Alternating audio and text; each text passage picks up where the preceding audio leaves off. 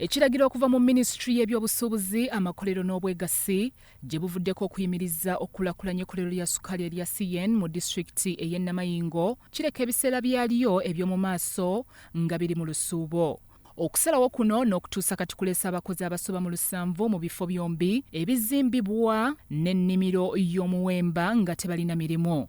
Salt Media ezudde nti okusalawo kwa minisita kwasinziira ku mpaaba eyakuŋŋaanyizibwa abakwatibwako omulimu gwa ssukaali nga bano bammemba okuva mu makolero agatandikibwawo edda nga balwanyisa okubeerawo kwago ag'oluvannyuma. Simanyi oba anaasobola nti okuva wano Namayingo to reach Mukono because I worked but they have not paid me. Ereme kubeerako mu Busoga region. We wonder why. Shall we, if ababadde batadde wano business up, shall we follow it wherever it will be?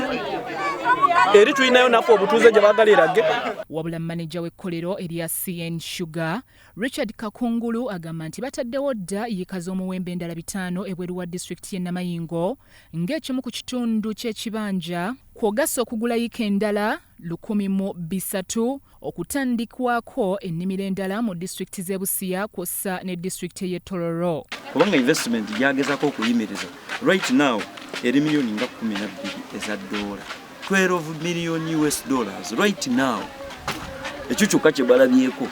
Sente zatadde mu mataka, sente zatadde mu machines, mu bakozi, byonna.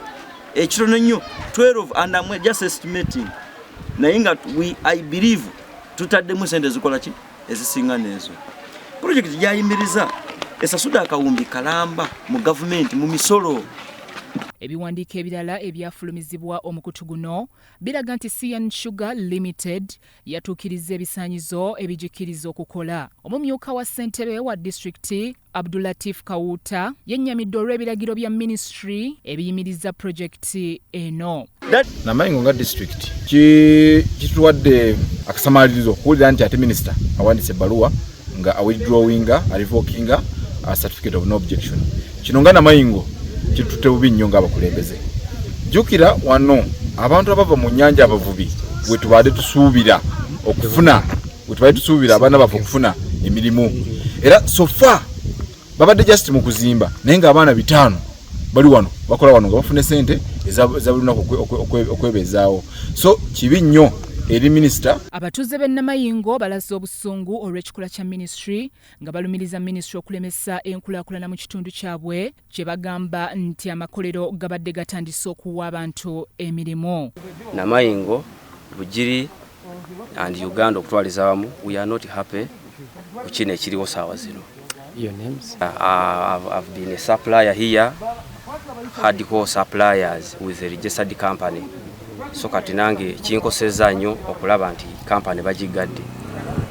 Tusaba bwe kiba kisoboka ne minisita wa industry batuyambe tujja kwiba